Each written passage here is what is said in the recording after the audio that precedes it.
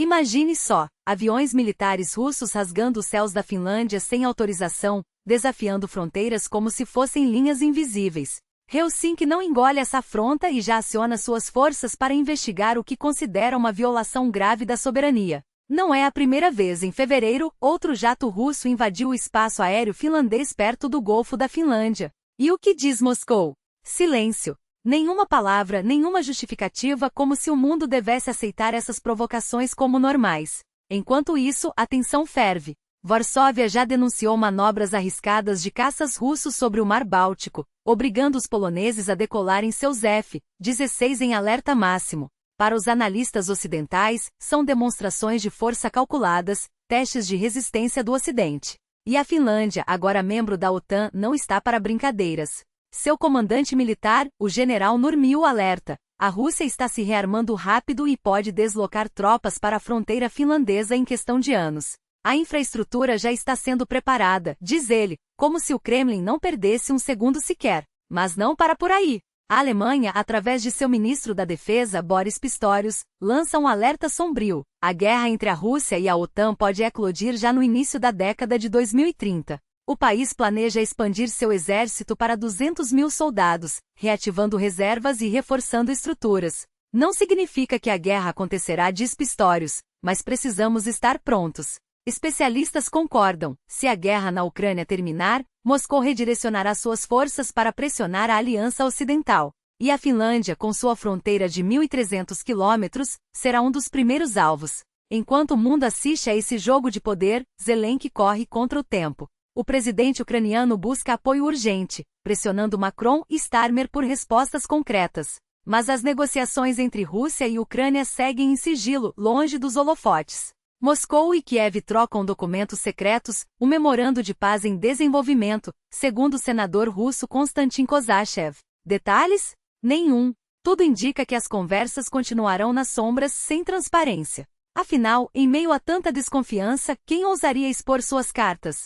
Mas nem tudo é tensão. Após anos de cativeiro, soldados ucranianos e russos voltam para casa em mais um emocionante intercâmbio de prisioneiros. Na fronteira com a Bielorrússia, 37 ucranianos e 37 russos cruzaram a linha que separa a Guerra da Esperança. Imagens mostram abraços, lágrimas e alívio. Alguns desses homens estavam presos há mais de 3 anos. É um dos melhores dias da minha vida, confessa um soldado ucraniano, ainda atordoado pela liberdade. Enquanto isso, o Ministério da Defesa russo exibe cenas semelhantes, com militares agradecendo pelo retorno. Mas até nesses momentos de humanidade, a política interfere. Donald Trump quase sabotou a operação ao vazar prematuramente o acordo nas redes sociais. Acabamos de concluir uma grande troca de prisioneiros, anunciou, como se fosse um troféu pessoal. O problema? A negociação ainda não estava concluída, e a divulgação colocou em risco a segurança de todos os envolvidos. Fontes revelam que a Turquia, mediadora do processo, manteve tudo em sigilo justamente para evitar vazamentos perigosos. Trump, no entanto, preferiu o espetáculo à discrição. Enquanto isso, no Cazaquistão, uma revolução silenciosa acontece. O país adota uma lei seca radical, restringindo a venda de álcool, e a população parece apoiar. Mas como isso afeta o cotidiano? E o que dizem os moradores das cidades onde o álcool agora é artigo de luxo? As mudanças são profundas, e os reflexos já começam a aparecer. O mundo não para, e cada dia traz novas reviravoltas. O que você acha dessas movimentações? Acha que estamos à beira de um conflito maior? Ou acredita que ainda há espaço para a diplomacia? Compartilhe sua opinião nos comentários, sua voz importa. E se gostou do que leu, não esqueça de curtir e seguir para ficar por dentro das análises mais afiadas. Vamos juntos entender o que está em jogo. O futuro não espera. É artigo de necessidade ou apenas mais uma manobra para silenciar vozes? As palavras do oficial ucraniano revelam uma verdade incômoda. A diplomacia, quando existe, é frágil como vidro.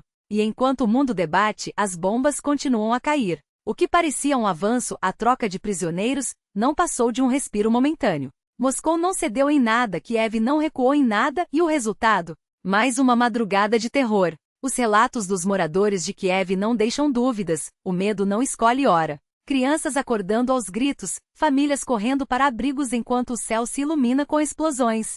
Que tipo de guerra é essa que não poupa nem os inocentes? Pergunta uma mãe, segurando a filha de 3 anos.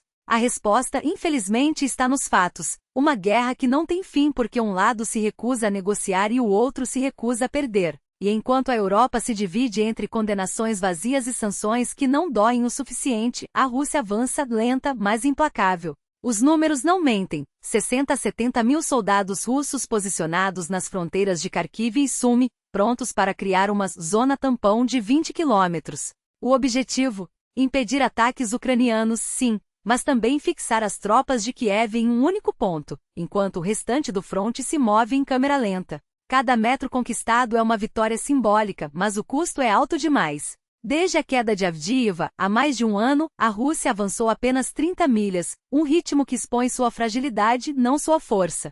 Mas não se engane, a lentidão não significa fraqueza. Pelo contrário, enquanto o Ocidente hesita, Putin mantém seu plano intacto.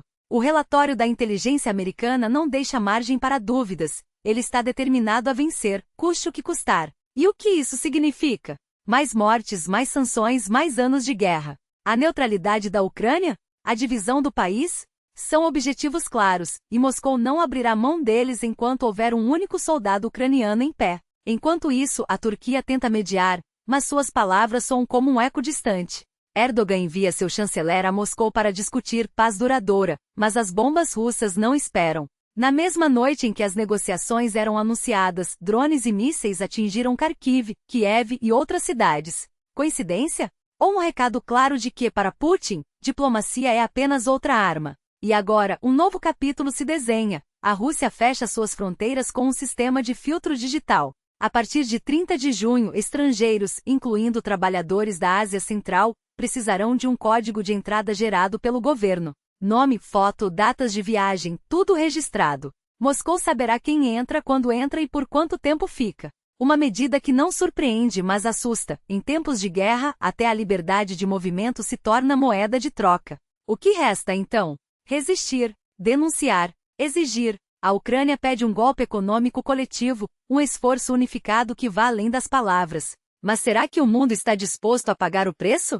Ou continuaremos assistindo, impotentes, enquanto a linha do fronte avança, metro a metro, vida a vida? O futuro não se constrói com hesitações. Ele se decide agora. E você, o que fará?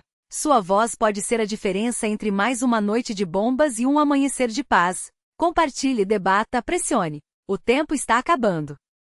E as fronteiras se fecham para uns, enquanto se abrem para outros, um jogo de interesses que revela mais do que simples regras migratórias. A Bielorrússia restringe a entrada, exigindo permissões, vistos ou laços sanguíneos como moeda de troca. Crianças de 6 anos já são submetidas a burocracias que adultos mal conseguem decifrar. E em casos de emergência, 4 horas. Apenas 4 horas para provar que uma vida vale mais do que um carimbo. Enquanto isso, o Uzbequistão escancara suas portas para russos, cazaques e azeris, dispensando passaportes, aceitando apenas um documento interno, ou uma simples ID card. Uma decisão estratégica, um chamado para turistas, um sinal claro. Aqui, o futuro se constrói com quem chega e com quem decide ficar. Mas o que acontece quando uma nação inteira decide reescrever suas próprias regras? O Cazaquistão, terra onde as festas eram medidas em garrafas e os brindes ecoavam mais alto que os discursos, agora vira o jogo. Vilarejos inteiros erguem a bandeira da sobriedade, não por decreto, mas por escolha.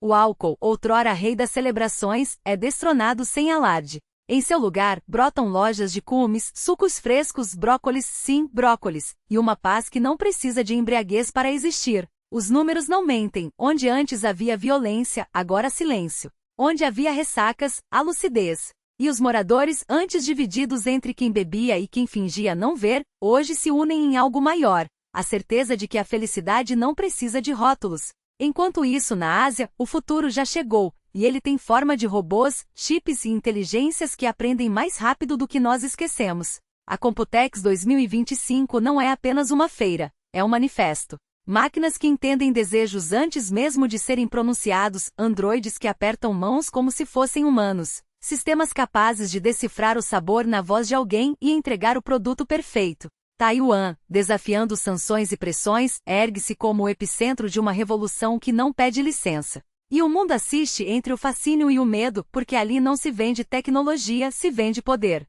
Mas o que tudo isso tem a ver com você? Tudo. Porque cada decisão, fechar uma fronteira, escolher não beber, investir em inovação, é um tijolo no muro do amanhã. E esse muro está sendo construído agora com suas escolhas, suas vozes, suas omissões. Você vai apenas observar enquanto outros decidem o que será normal daqui a 10 anos? Ou vai fazer parte daqueles que não esperam o futuro chegar? Eles o criam. O relógio não para. A pergunta é: você vai correr junto?